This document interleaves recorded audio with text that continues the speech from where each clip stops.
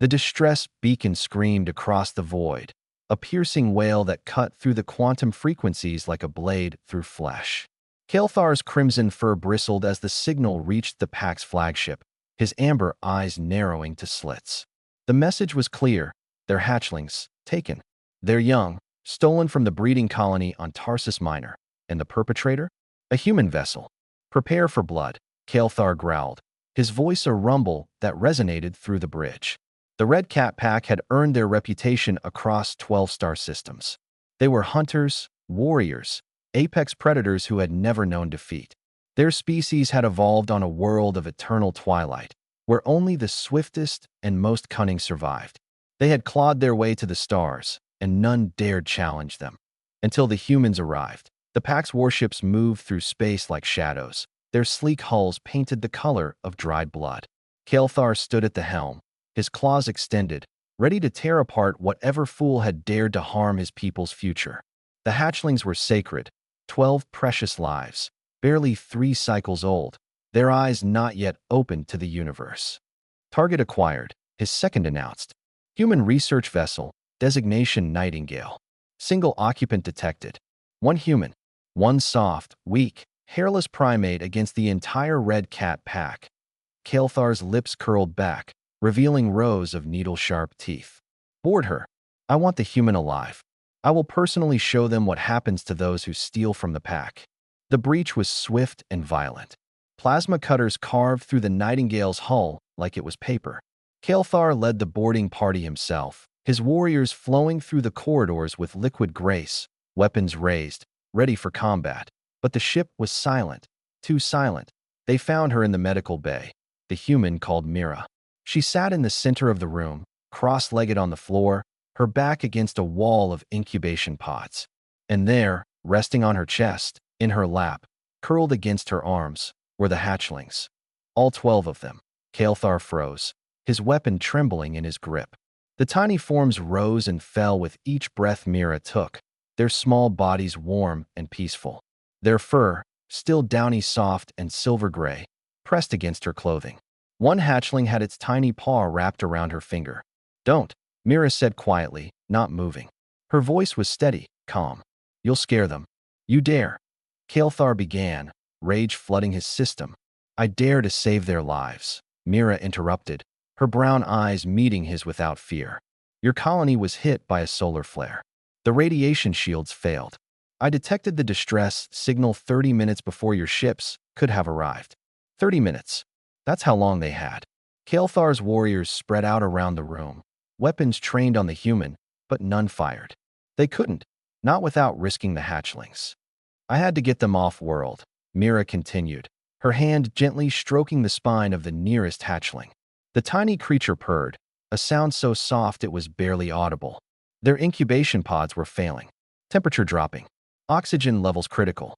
I had minutes to extract them, and my ship was the only one in range. You lie, Kael'thar snarled, but his voice lacked conviction. Check your colony's logs, Mira replied. I transmitted everything to your fleet the moment you entered scanner range. The radiation spike, the system's failure, the emergency evacuation protocols. It's all there. One of Kael'thar's warriors lowered his weapon, accessing his wrist computer. His ears flattened against his skull. Commander, she speaks truth. The colony's shielding array suffered catastrophic failure. Background radiation levels would have been lethal to hatchlings within 47 minutes. Kael'thar's world tilted. He stared at the human, this small, fragile creature who should have been easy prey. She had stolen their young, but only to save them. Why? He asked, the word torn from his throat. Why would you risk yourself for our hatchlings? Humans and the pack are not allies. Mira smiled then, a gentle expression that softened her features. Because they were babies, she said simply. And they needed help. That's all the reason I needed. She shifted slightly, adjusting her position, and Kael'thar saw the medical readouts hovering above her. His enhanced vision picked up the details: elevated heart rate, signs of exhaustion, chemical markers indicating extreme stress. The human was running on fumes. The incubation pods on my ship aren't designed for your species, Mira explained. I did my best to modify them, but the temperature regulation kept failing. They were getting cold, distressed, crying. Her voice caught slightly. I couldn't let them suffer. So I improvised. Improvised, Kael'thar repeated, the word feeling strange in his mouth. Skin-to-skin contact, one of his warriors breathed, recognition dawning. The ancient way, before technology. Mira nodded. My body heat keeps them warm. My heartbeat suits them. I've been sitting here for 16 hours, keeping them alive with nothing but my own biology. She looked down at the hatchlings, her expression tender.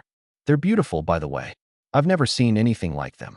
One of the hatchlings yawned, revealing tiny fangs, and snuggled deeper against Myra's chest.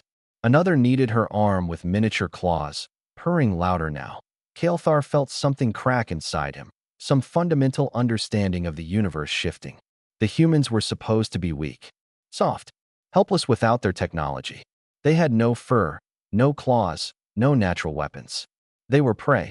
But this human had crossed the void to save children that weren't even her species, had held them against her own body for 16 hours, ignoring her own exhaustion and pain to keep them alive. You could have left them, Kael'thar said quietly. You could have saved yourself the trouble. No, Mira said, shaking her head. I really couldn't. And in that moment, Kael'thar understood something that would change everything between their species. Humans weren't strong because of their weapons or their ships. They were strong because of this incomprehensible drive to protect, to nurture, to save lives even when it cost them everything. They were strong because they chose to be. Lower your weapons, Kael'thar commanded. His warriors obeyed immediately. He approached Mira slowly, carefully, and knelt before her. Up close, he could see the tears tracking down her face. Tears she'd shed in private, for hatchlings that would never know her sacrifice. You have given us back our future, Kael'thar said, his voice rough with emotion. The Red Cat Pack does not forget such debts. Mira smiled again, weary but genuine. I don't want a debt. I just want to make sure they get home safely. They will, Kael'thar promised. And you will be honored among us forever. The human who held our children when we could not. One by one, his warriors lowered themselves to their knees, a gesture of profound respect rarely given to outsiders. Mira looked around, bewildered, as 12 of the pack's finest warriors bowed before her. I don't understand, she whispered. Kael'thar carefully, gently, lifted one of the hatchlings from her arms. The tiny creature mewled in protest until Kael'thar brought it close to his own chest, mimicking Myra's posture. The other warriors moved forward, each taking a hatchling with infinite care. You taught us something today, human, Kael'thar said as Mira was finally relieved of her precious burden. She slumped slightly, exhaustion washing over her. You taught us that strength comes in forms we never imagined. As medical officers tended to Mira, ensuring she recovered from her ordeal, Kael'thar held the hatchling close and watched the human's face. She looked so small, so fragile, so impossibly breakable. And yet she had been stronger than his entire pack. The Red Cat Pack had come for blood. Instead, they found something far more valuable, an ally, a friend, and a lesson they would carry across the stars. Humanity, they would learn, didn't just survive in the cosmos. They thrived because they refused to let others suffer alone.